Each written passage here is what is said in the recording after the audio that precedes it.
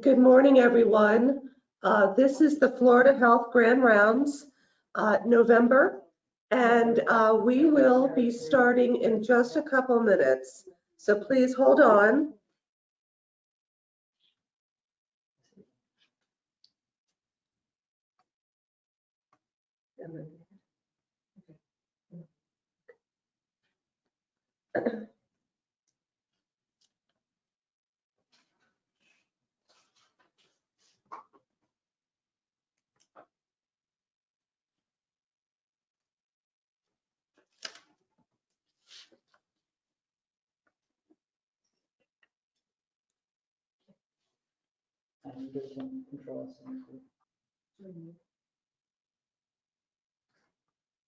Ready?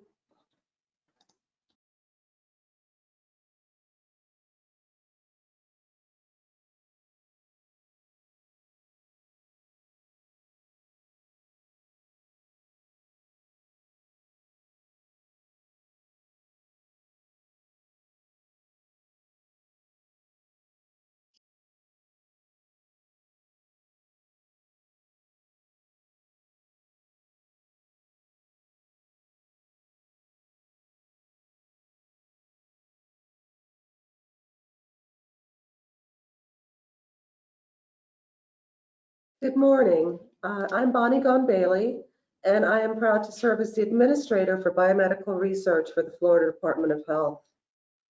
November's Florida Health Grand Rounds is going to be an exciting presentation. Several months ago, I received a reprint of an article published on the effects of convalescent plasma on hospitalized patients with COVID-19 initial 3-month experience. And it was really very exciting. With that, we had reached out to Mayo Clinic and asked them if they would present on COVID-19 during the Florida Health Grand Rounds. So we are very, very fortunate today to have Drs. Patel, Drs. Fairweather, and Dr. Carter here today, all from Mayo Clinic. A few things to know before we get started. All phones are muted. Please enter questions into the question box on your control panel. We will have time for questions and answers at the end of the presentation. Since we have 3 presenters, we will let them continue and finish their presentations before questions. For your convenience, the slides from today's presentation can be downloaded. Click on the PDF file located under the Handouts tab on the control panel of your screen. For those who would like to receive nursing continuing education credits, please fill out the survey that will pop up after the webinar ends. Make sure to enter in your correct license number. I'm now going to turn it over to Robin DeWalt, who is our Biomedical Research Scientific Advisor for the Florida Department of Health, who will introduce the speakers.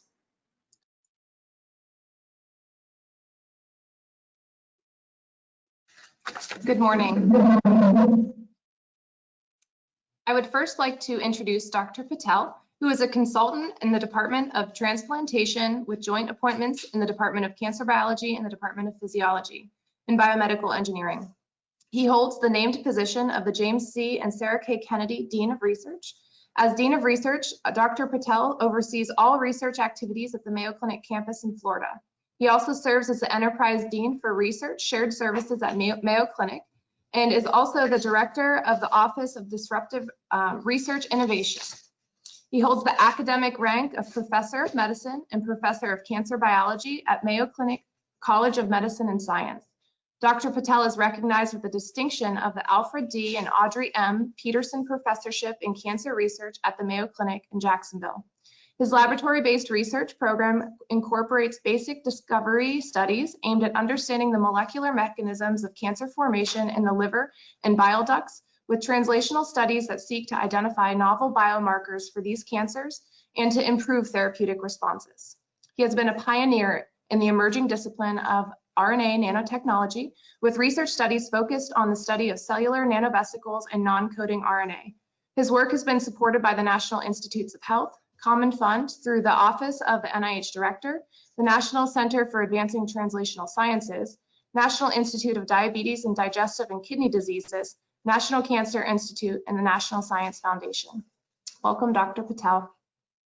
Next, I'm going to introduce Dr. Fairweather, who is an Associate Professor of Medicine in Immunology and Clinical Translational Science at Mayo Clinic in Jacksonville, Florida, and the Director of Translational Research in the Department of Cardiovascular Medicine. Dr. Fairweather's research focuses on sex-gender differences in disease as a tool to discover new therapies for cardiovascular and autoimmune diseases, including myocarditis, which she has been studying for 25 years, receiving grants from the National Institutes of Health and the American Heart Association. She is an active member of the Organization for Study of Sex Differences and is one of the co-founders of the Ehlers-Danlos Syndrome Clinic at Mayo Clinic, Florida, and the leader of Mayo-led U.S. Expanded Access Program for the use of convalescent plasma for patients with COVID-19. Welcome, Dr. Fairweather.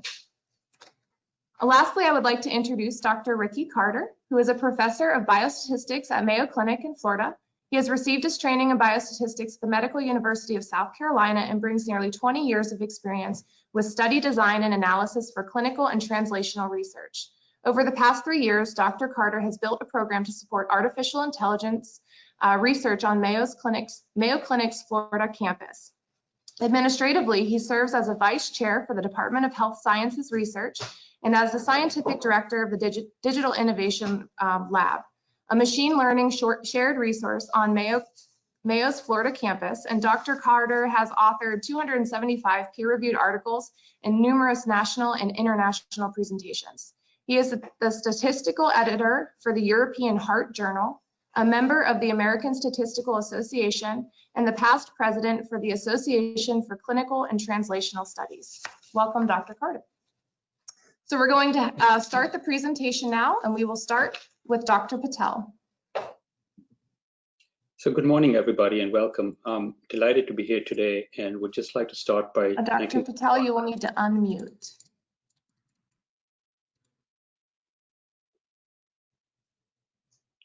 So I just want to begin by thanking the Department of Health for the invitation and for this opportunity to present at this meeting today.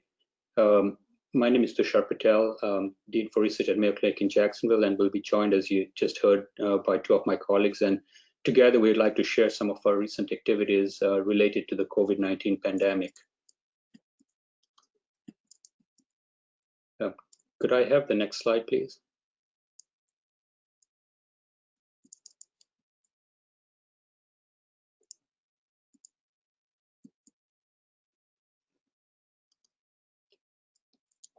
So first, just a brief word about Mayo Clinic in Florida. May I have the next slide, please? So we are an integrated multi-specialty practice located in Jacksonville. Our logo, as shown here, comprises of 3 shields, and these 3 shields reflect our core missions of patient care, research, and education.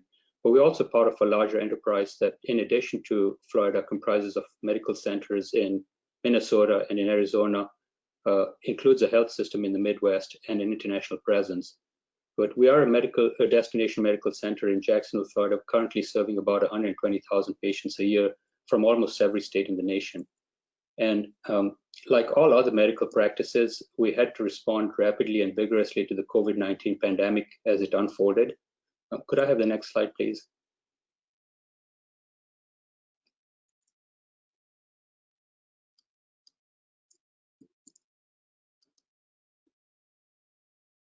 Thank you. And so our responses, we began initially by setting up an incident command center, preparing to handle new cases, as well as striving to maintain existing healthcare services. We established virtual COVID-19 clinics. We rolled out expanded testing capabilities very early on. During the initial surge, Mayo Clinic halted all elective and semi-elective procedures, and this resulted in a backlog of patients without COVID-19 who required care. And we had to rapidly develop strategies to reactivate our practice in order to be able to accommodate these needs. For our educational activities, we looked at very different approaches and took some novel interventions, including various types of virtual interactions to ensure that we continue to deliver high quality educational experiences for our graduate students, for our residents, for our fellows, when their in-person activities were temporarily suspended. Several other responses are listed here. What I'd like to focus on today is our research response and some of the things we've learned from it. Could I have the next slide, please? So the pandemic really provided us with a unique opportunity to activate and to mobilize a relatively new approach for us to align and to accelerate research activities across the Mayo Clinic enterprise. So we began by setting up a research task force. This was led by medical, scientific, and administrative leaders from across Mayo Clinic. This task force leadership quickly established a structure with a design and a culture that really enabled a very unique and effective operational model within a very rapidly changing landscape of the pandemic as it evolved. But we focused on how we would accelerate research activities, and we also took great strides to ensure that we avoided duplicative efforts, such as for clinical trials that could compete for the same patients. And this allowed us to coordinate our efforts across all of the Mayo sites. May I have the next slide, please? So we began by setting up separate work streams. A total of 16 research work streams were established. These were in areas such as clinical trials or data science, artificial intelligence, pediatrics, community engaged research, and so on. And these are listed here. And each one of these work streams was led by experts in those fields. And overall, this resulted in a structure and an overall culture of trust, of autonomy, of rapid communication, but most importantly, allowed us immediate access to thought leaders and scientific experts in the various domains. And we conducted a broad spectrum of research activities, and we continue to do that. These have included basic laboratory research on SARS-CoV-2, as well as studies of the host responses. They've included studies on developing vaccine, studies on the immune response. They've included epidemiologic and AI-based research to predict disease spread, and also to aid in allocation of community resources such as testing capabilities. They've included community engagement to understand the pandemic's impact and community priorities for research. They've also included developing processes for reducing environmental risk, such as approaches to decontaminating personal protective equipment. Importantly, they've also included strategies to monitor patients with COVID-19, both in and out of hospital settings by using remote monitoring and wearable devices. And importantly, they've allowed us to create some new and nimble processes for accelerating research activities, for study review, for study approval and implementation, both internally within our organization, as well as with the external regulatory bodies. So may I have the next slide, or the one after that, please? So overall, Mayo Clinic was well positioned to respond to the COVID-19 pandemic. We can move on to the next slide. We learned a lot of things. We learned a lot of lessons around change management, around effective communications, around implementing innovations, and importantly, accelerating new protocols to allow for rapid progress. We really were able to leverage very deep resources across multiple disciplines at the same time, and to assemble the resources and expertise that were aligned towards common objectives, and took this collective mindset of also calling upon others as we needed to build on relevant expertise so that we could expedite action and outcomes. And I think as a result of this, we were able to very rapidly open expanded access and therapeutic trials to patients in need. And one of these was a rollout of the nationwide convalescent plasma expanded access protocol. And this particular effort has had a lot of national attention, and we thought it might be informative to discuss this further. So with that, I would just like to invite my colleague, Dr. Fairweather and Dr. Carter to review this effort in further detail.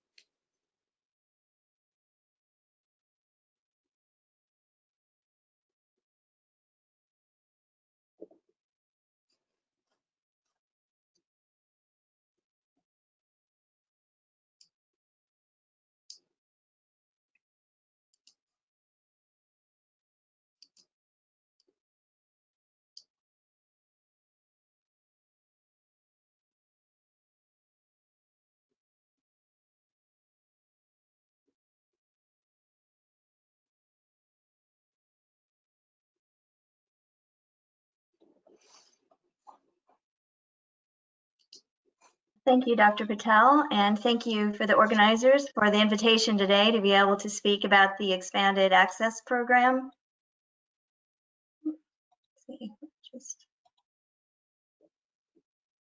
So I need to give this disclaimer that what we are discussing today is not interpretations or analysis reflected of the U.S. government. So we had a very quick timeline in initiating this program. The FDA contacted Mayo to say that we could initiate the Expanded Access Program on March 30th, and we received IRB approval at Mayo Clinic to become the central IRB for this program nationwide. And by April 3rd, just 3 days later, we had made the initial survey forms. We had developed the website, worked out an initial workflow, and with frequently asked question functions and case report tools, and a communication center was initiated. And by April 7th, the first patient was transfused. We needed to be able to have everything working by April 3rd because that's when the president was going to announce the program. So we really had no idea when we started this, even though it was just the realization that this was a pandemic. We had initially got IRB approval for 5,000 patients and thought that that was really going to be a large study. It turned out by the time we had finished this study, we had enrolled 125,000 patients. And you can see that starting really at the beginning of April, we were able to capture in the US these first two initial waves ending on August 31st. And I'll talk a little more about as we reached this second area here and why that was important transition in our program with this second flood of cases that happened. So you can see a couple of things that happened. So in red is the Expanded Access Program enrollment, and in yellow are the number of cases in a few examples of states. And so in some cases, the cases had started before our program started. So we think of New York, we saw this in Colorado.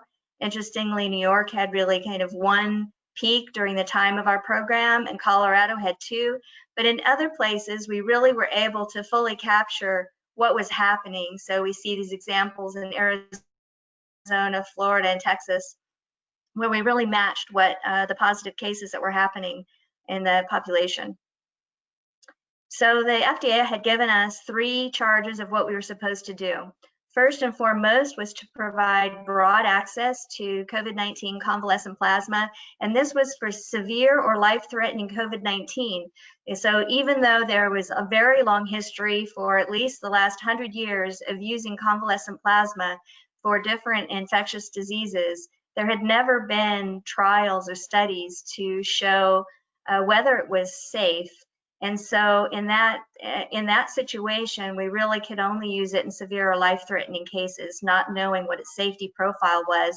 And that leads us to one of our initial and most important things is that we really had to show for the first time that convalescent plasma could be safe to give, and of course COVID-19 in this context. And then also, this is not a controlled trial, and so we were asked to explore efficacy, but within the limitations of the trial design, which was not, which really was not a typical design for examining efficacy, but very important. So some of the nice illustrations that I've shown already and that you'll see, these were really done by one of our statisticians, Pat Johnson. And we see here the blue representing the number of enrolled patients across the United States, and the yellow dots, the number of registered hospitals for per city. And so we really had quite a good coverage, and in fact, we were able to provide access in every state and US territory. And in fact, we also were able to capture patients in every hospital referral region except for one. I think it's a little difficult to see, but there's one little spot here we were not able to. So we really fulfilled the mission that FDA asked us to do in providing expanded access to convalescent plasma. So how were we organized? Well, we needed to be able to communicate well with the treating physicians who, as you saw, were widely everywhere in the United States. So we developed a communications system, and that was really led by Dr. Sennefeld, who is a postdoctoral fellow, and Dr. Joyner's lab, who is the primary PI of the study. And so we had a proactive communication site with an external website, as I mentioned, frequently asked questions and reference guides, data collection tools, and then we had physician navigators. So many physicians everything sort of got shut down during that initial time period, and we had physicians then that were able to call and talk to physicians that were involved in treating patients. So we really gave hands-on care to people who had questions and needed to know what to do. And we had an extensive email and call support system where we offered help to understand what was going on, both the regulatory side and filling out forms. So this was all supported by a large team of people. We had a regulatory team making sure that all of the regulatory things were being done correctly. It was important that we knew if serious adverse events were a problem, of course, safety being one of our primary objectives. And so we had that being adjudicated, donor recruitment, data management. This was like opening the floodgates when this data started coming in, and so many patients were coming in. A huge amount of data just started to just pour in, and so it required a lot of data management, biostatistics, which was critical in determining what to do with all of this data. IT and web support were critical. We had some issues where even with, I'll describe REDCap in a minute, but we kind of overwhelmed their system a few times, and they had to go in and do some fixes for us because of the flood of data and information that was coming in. So we had this communication between all of these to really allow this to work well. So the way we worked this is we did a novel way to do case report forms, and this of course was with permission from the FDA, and so we used REDCap and managed data that way. And our goal really was for simplicity.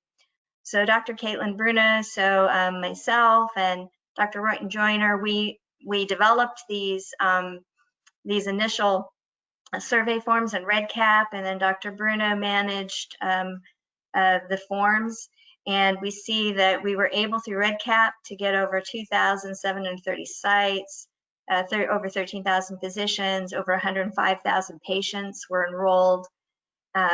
85, I think it's now 87,000 plasma transfusions, and we had 400 data fields per patient. So REDCap worked really well because it was modifiable, scalable, did not require password, and it didn't require any training for all of our users.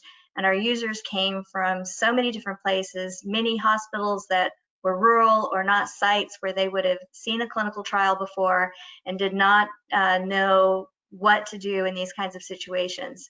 So we had the full gamut of people with no experience to people who'd had experience in this kind of setting. The intuitive user interface was really important. The system was simple, quick, and we wanted it to be as transparent as possible.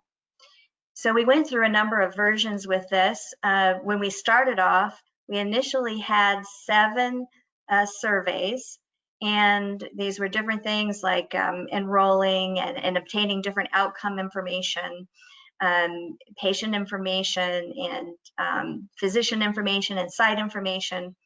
And so we built it so that it could be scalable and a modifiable infrastructure. We really had no idea what the enrollment numbers would be, and we went through a period where we were just rapidly increasing our enrollment numbers, the numbers were coming in so quickly, we just had to keep modifying IRB to increase the numbers. So the patient code was assigned at patient enrollment to link the forms. As I said, no login or password was required, and this was a secure database. So part of the workflows we did to help patients is we had on our website, we had specific instructions telling the physicians what to do at each site, how to register, and how to get patient consent and all of the information they needed to do this.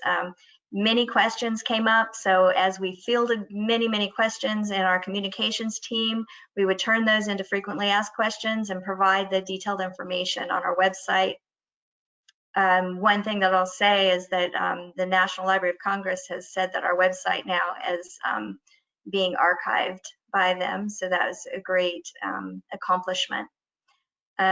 One thing we did is we gave quick reference guides, so we provided information for how physicians or study coordinators could put information into the forms. We also gave video tutorials, so we tried every way of making it easy.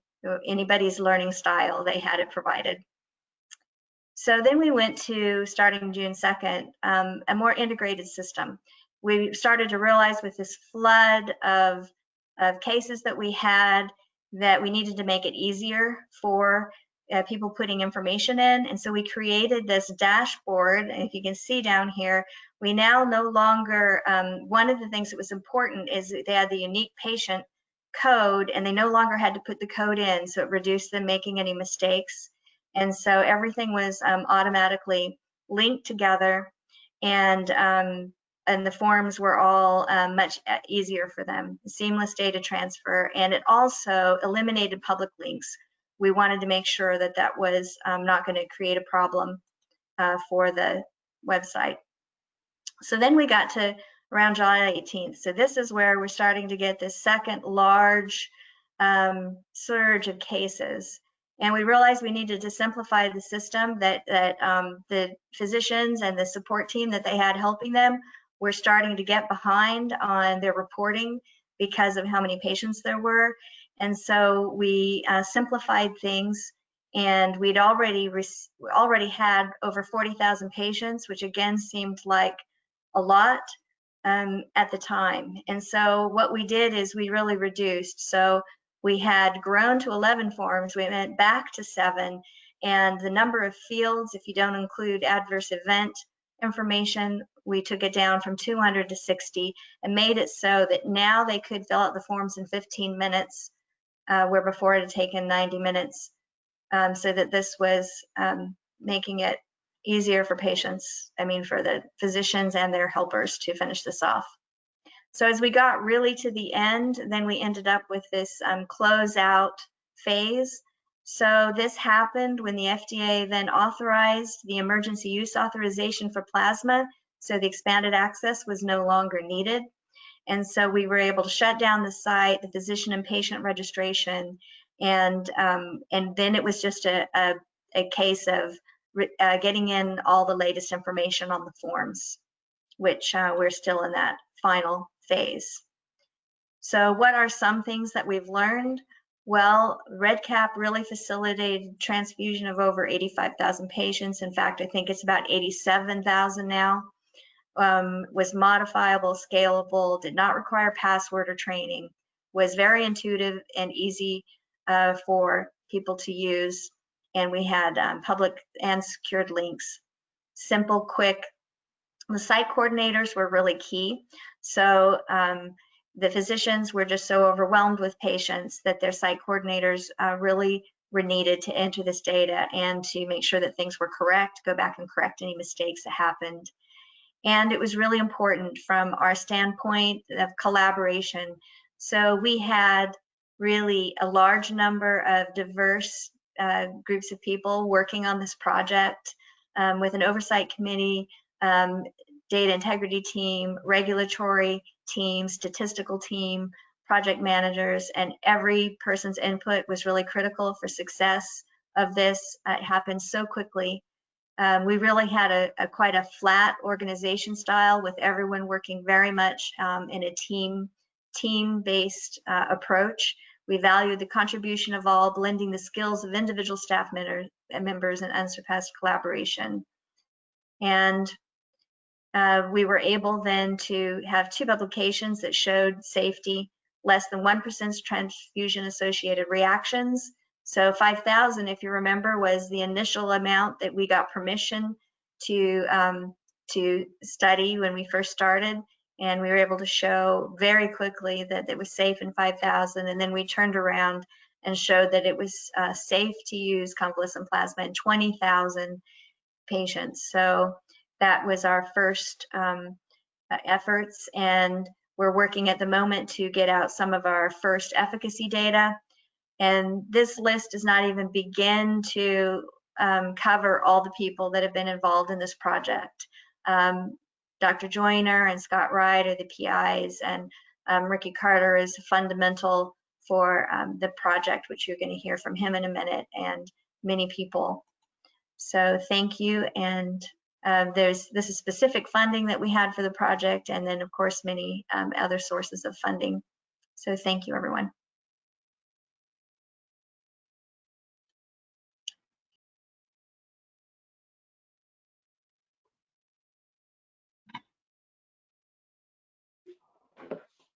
All right.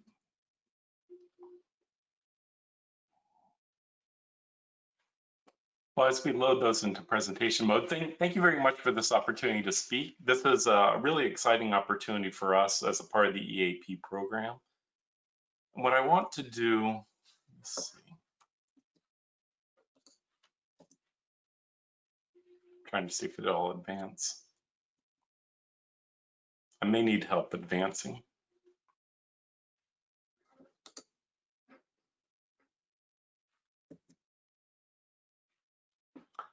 So as with Delisa's comments, so we have to represent, a disclaimer that the views carried forward today represent our own investigator views and not necessarily the endorsement of the federal government.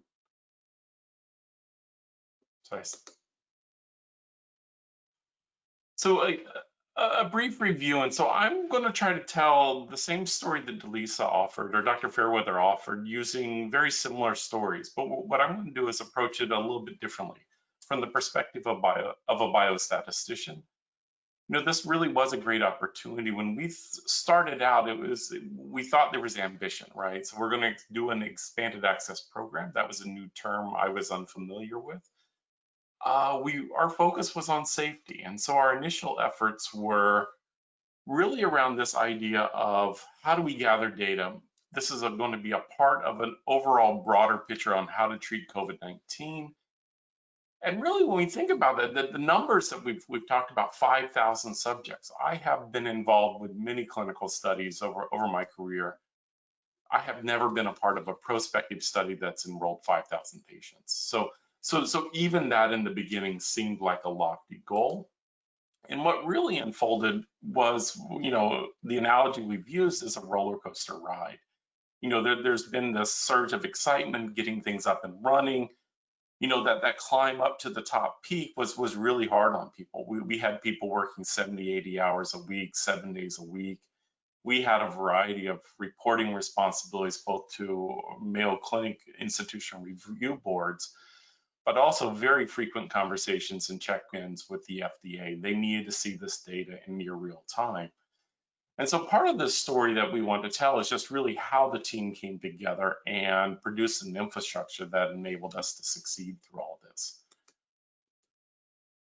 So I'm going to use two visuals. So one here is we've seen, it's the map of the United States, and we can see really the penetration that this expanded access program had across the country. The next is really the more detailed look into Florida. And as we move through this and we're doing the final cleanup, we're actually seeing some of the data fill in and sort of this Eastern Panhandle region. But really you can see that we had broad engagement across the entire state of Florida. One of the things in Florida, Texas, California all played an important role in is that the expanded access program's done something that many research studies across the country have failed to do. We've enrolled a population of participants that look like the inhabitants or the residents of the United States. We achieved about 20% African-American population. About a third of our participants were of Hispanic ethnicity. And those numbers in itself represent, a really fundamental change in how clinical research can be viewed. our results, both geographically as well as the enrollments, represent again the faces of the United States. One thing that I think, you know, we knew going in is that all the history, and so about 100 years of antibody mediated treatments, is that early treatment was always critical. And so beating the viral load, beating the body's natural immune response was thought to be beneficial. The nature in which we set up the study from the FDA from the beginning was we were targeting essentially those near the end of their life. And so we wanted to study safety where the risk-benefit ratio was favorable, if you will. So very early in the study, and the distribution of some of these clinical status scores shifted, particularly towards the worst severity earlier in the study. We see that we've actually targeted a population that, you know, from all practical views, really isn't an ideal treatment population. That the people are very late in the disease, and the ability for convalescent plasma to have an effect was believed to be limited. So our goals really were, as we've stated before, to understand the safety of the transfusion. So was it safe? And so I think we've shown some estimates there that the main concerns going in were the acute transfusion related events. So TACO and TRALI were things that were considered as a high probability of being a risk of a transfusion in this ICU population.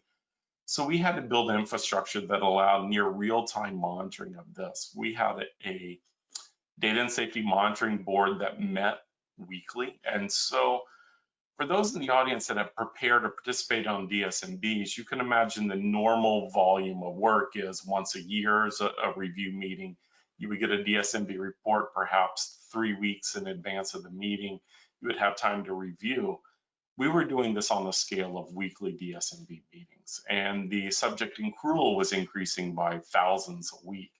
And so you could imagine these reports conveyed so much information. So we had to work hard to distill our messages down so that it would be concisely reviewed and that the appropriate decisions about continuation could be made.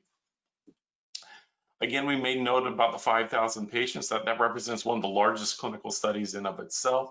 And to do that within a month was absolutely shocking.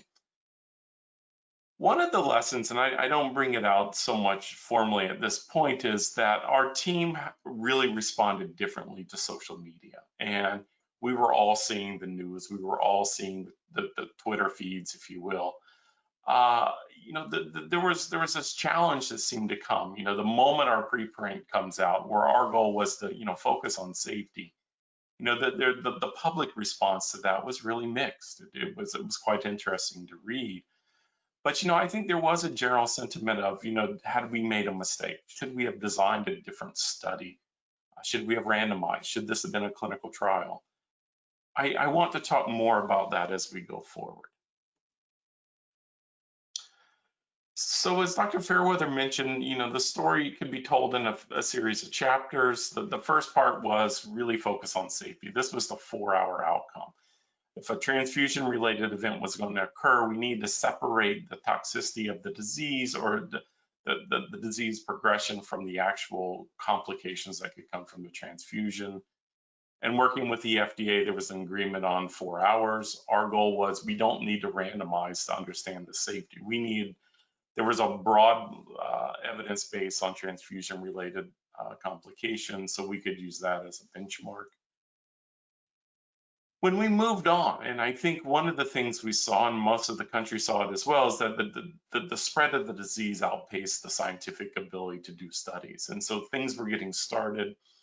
An analogy I like to use from the first patient enrolled to the last patient enrolled is a faster turnaround time than the NIH can call for applications, review them in a study section, make funding decisions, and start up something on sites with IRB approval. Like we'd start and finished before you would even move through the administrative processes.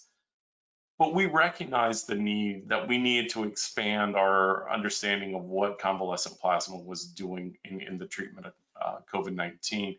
So we started expanding our data collection forms to gather more information. And then as we moved to the end, I think the messaging was we had to be fast and nimble. We had to change course. We were gathering effectiveness data. Clinical trials were now starting. And so we were envisioning this as practically passing of a baton. It was going to be the story that others were going to be able to tell going into the future. So I'm going to do something different. This is a choose your own adventure. The right is an email I received on April 7th, the first day of enrollment. It was a good colleague, and we received a question day one. Should we have changed the design? Were we doing a disservice to the scientific community about our approach to studying convalescent plasma? And I think it's a fair scientific criticism to think about why we didn't do a randomized study. What we've developed, talking points through this is why couldn't we? One, beyond that, it's not our mission. It was not our charge. It was not how we were set up or funded. If you think broadly about how would you do a clinical trial, typically you think of a single sponsor. There's an agent, you can manufacture it, you can distribute it to sites. There is no owner of convalescent plasma. So we were working with hundreds and potentially thousands of blood collection centers around the United States to obtain the convalescent plasma and dispense it to their normal hospital settings. How would you randomize that? And then, as I mentioned, safety was our focus. And again, we thought of this as being a part of an evolving body of evidence that, no one study will answer all questions. And I think as I reflect on how treatments and discussions have happened over this pandemic, too much emphasis is weighted on the concept of an RCT. And from a regulatory perspective, no single RCT ever determines policy. And so it's always this idea we have to compile a broad body of evidence to understand how to move forward. And our study was really envisioned to be a bridging study. We needed to know if this was safe, and that safety basis would provide the opportunity for others to test more formally. So as an example, we have a little bit of, a teaching moment is, why would we randomize? And I think if you open up any, experimental design book, there's say controls for known and unknown confounding variables. And that sounds very real. And they say, yeah, that's great. I want to draw something very simple. So days to transfusion was believed for 100 years that you needed to transfuse plasma early if it was going to be effective.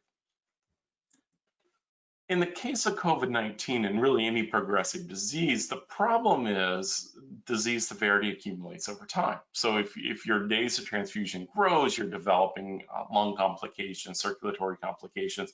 There's a variety of things. And so is it really, the time, or is it disease severity? And those become very difficult questions to disentangle without having a randomized element.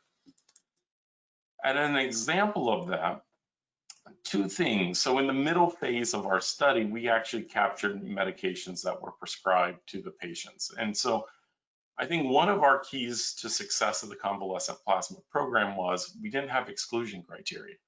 Everyone could receive plasma, and they could receive whatever else the hospital felt the patients needed. So from an enrollment perspective, if you were given a choice, do you want to go to plasma or placebo? And if I had a family member facing a hospitalization and a decision like that, I would say, no, I want everything. So we see that everything concept evolve over time. We also see that the days of transfusion decrease. And so you can see the trends between hydroxychloroquine and the time to transfusion are tracking. And so an underlying question to a lot of our studies is, what was it getting rid of bad therapies that showed an improvement in mortality over time? Or was it really that we were moving forward and providing the plasma earlier in the disease course? And those are difficult questions to answer with the data we have, but those are some of the challenges we're still facing. So I'm going to show this. You've seen the map, and what this is doing is incrementing week by week the enrollment pattern in the United States. And I'll give it a time to go through, watch the time, the week numbers. It starts at the first week of the pandemic or the study, early April. You can see how rapidly things move. And so one of the challenges I know from conversations we're having, Like, we want to advance science. How do we do treatment studies in a pandemic better? We need a nimble study design that moves around the country as fast as the disease does. And I don't think, I mean, we've had examples, you know, the UK with the Recovery Network was able to do a countrywide clinical trial. My answer to that is, well, that's about the size of Texas. That seems possible to do. That's not 50 states that are working, you know, really, you know, in some cases in a loosely concerted approach to treating COVID-19. So we need to think about how we test, how we become nimble, the things that the AP was able to accomplish with reduced administrative burden for IRB approvals, physician registration, product delivery. I think we need to harden and reimagine so that we'll be prepared for the next time. So lesson one, you know, would be there is a role for preprint servers. Going into COVID-19, I was uncomfortable with this idea of non-peer reviewed literature. The Yale News, the Yale helps manage the medRxiv preprint servers. You know, there was this recognition in early June that that was the source of information for treating COVID-19. To give an example, our first safety report was submitted to medRxiv, and we also simultaneously submitted to the Journal of Clinical Investigation, JCI. I highlight the dates. JCI promised us a rapid review. You know, so we had pre-discussions, we knew the importance. They said, we're committed. And they did a remarkable job. From initial review to first publish online was less than a month. And in the scientific field, that is blistering fast. But let's put that in terms of lives. So as we were moving forward with our study, from May 14th to June 11th, there were over 11,000 transfusions. So more enrollments, 11,000 patients received convalescent plasma, which according to our preprint was safe. And whether it was effective or not, it was viewed to do no harm. And the overall mortality over that period, the 7-day mortality was around 11%. So that is rather profound when you think about the speed at which information is conveyed. And really the preprint may have impacted the, you know, the treatment course and the lives of, you know, 13,000 people across the US. So the next is, you know, this challenge. So a lot of times, if you can imagine, we have this observational data set. We are charged to better understand the efficacy. And we've had to do multiple statistical techniques. Journals are particular about what they want to see. They're heavily edited. And so we're balancing through things using classical methods of stratification and restriction. You know, we have a large enough data set. Can we draw some subpopulations and understand that course? We've done many regression models, and what we've found is it's too hard to communicate the results. No one understands a hazard ratio. And so how do you translate that to numbers needed to treat, actual lives touched? And so we've had to develop methodology and visualizations to support that. We've also diligently worked to bring in external control data. So one of the ideas we had very early on is let's get patients treated and then find a way to build a concurrent control group. So we've worked with both government contractors, academic centers, EHR vendors, and now a large hospital corporation to try to access and build a control so we can do propensity score matching and other synthetic control studies. And one of our final things was, you know, in the back of our minds, we were storing remnant samples. The assays didn't exist early on, but we knew we'd be able to measure antibody concentrations, and in particular, neutralizing antibody concentrations. And the distribution of these antibody levels across the population followed a random distribution. It was you can think, a triple-blinded study from that perspective. So lesson two is we had to be flexible. We need to use basically all the statistical tool tricks to move forward. And then my final lesson learned is really the value of team science. So Dr. Fairweather mentioned early on about how diverse the team was, and she listed many of the members. We're proud to say that the statistical team for this national study was led from Jacksonville. That's an important source of pride for me within the Department of Health Sciences Research.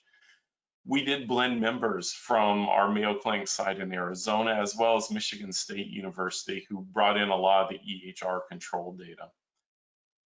We build this infrastructure, and really for people who are into the technical details, it's a great story to tell. I've left that information out. But to be able to do something in such a real-time manner is something that, again, I hadn't seen done in clinical research before. And one of my favorite parts is people came to this project willingly. And so it became a big problem to solve. There were multiple pieces where, we couldn't, micromanage this from the start. We gave people in the minds of like smart creatives, people that were good problem solvers, problems to solve, and allowed them to grow and excel. And I think everyone benefited as a result of that. And then the last bullet goes back to some of the social media. I know we had several people, particularly with high demands for their time, seeing the mixed press, the politicization of a lot of these efforts, it's disheartening. And so being able to redirect that and focus it more on the good that we were trying to do really helped a lot of people move forward. So I think in terms of closing, what's next, we have a few key papers. These are well underway. We want to tell the story about how representative the EAP participants were, how we touched every corner of the United States.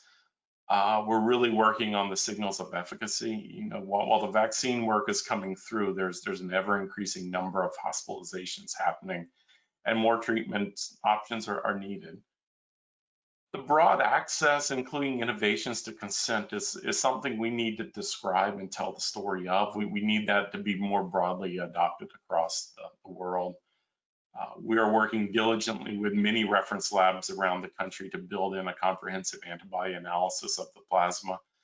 We know that the range of antibodies in the plasma range from really non-detectable to really off the chart high levels. And then working to build that synthetic control. So I think with that, that's my last slide, and we have, I think, questions and answers.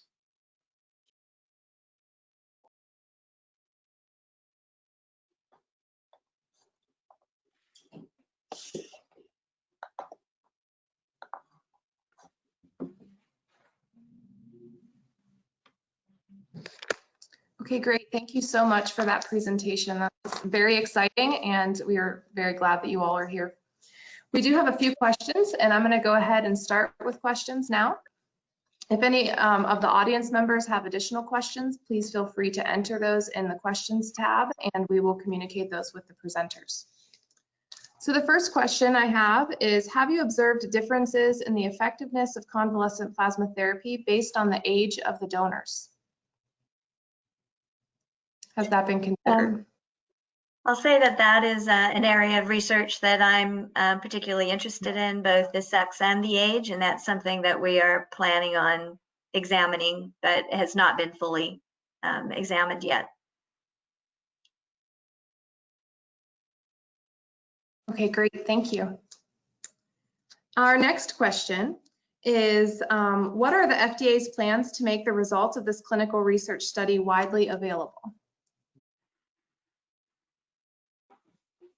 So the FDA has issued multiple guidances to investigators on the use of convalescent plasma. So on their website, along with the emergency use authorization, there's basically the state of all knowledge to date. And so they've updated that I think as recently as the start of October, maybe mid-October. We don't know what their plans are for additional updates, but we know we routinely give them data from this study so that they can use and make further decisions.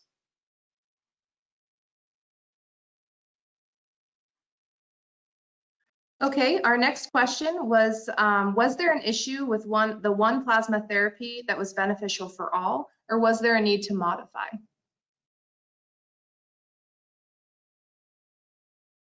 Do you have more? I don't know that I understand that. Yeah, I'm not really sure if I understand the question.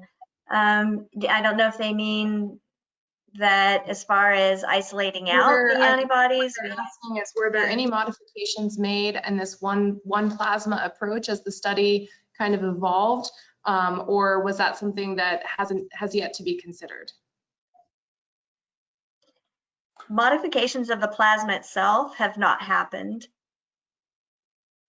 Yeah, I would say that probably the closest thing is the highly refined, like polyclonal antibody therapy. Okay. So things like Our next question is for Dr. Carter. Have you since been able to identify any barriers in the states that had lower enrollment? For example, Washington State and Pennsylvania versus California, Texas, and Florida. I think one of the barriers was just really the disease burden at the particular times. And so we showed the curves, we have that statewide. Many states stayed quite low. Our EAP has ended before the high enrollment in the Midwest that's happening right now. So that's a little bit of a discordance. We do know that there is one state that actually had a state law that limited the use of experimental treatments. And so there were a few patients enrolled that had to have governor's signature to allow the use of that. And so those were maybe, high profile people within that state. So there are policies that impacted, but for the vast majority, most sites had access.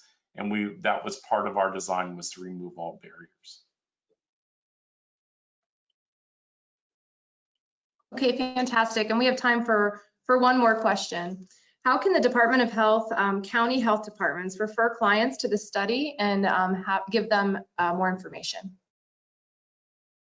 Well, this study finished enrollment in August 31st. So now we have emergency use authorization that's in effect. I don't know if you have further comment, Ricky. Yeah, I would say that's it. I think we can find the guidance to investigators on the FDA website. What would be done is just through a normal ordering process. So.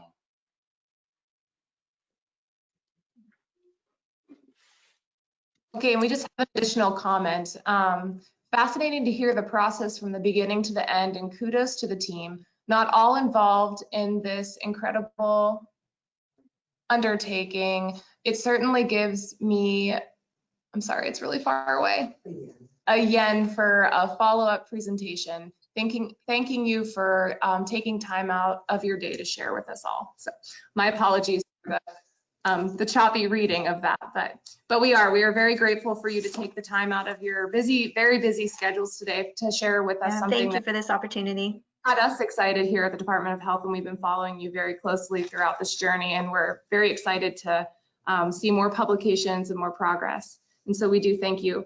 I do want to make a quick announcement for our next seminar before we conclude today. It will be presented on December 8th at 10 a.m. It's titled A Qualitative Exploration of Prenatal Care Barriers and Facilitators Among African American, Black, and Caucasian Women, a Collective Impact Initiative.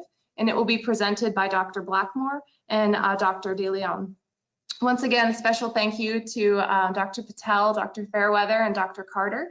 And that will conclude our webinar. Everyone have a great day and stay healthy. Thank you.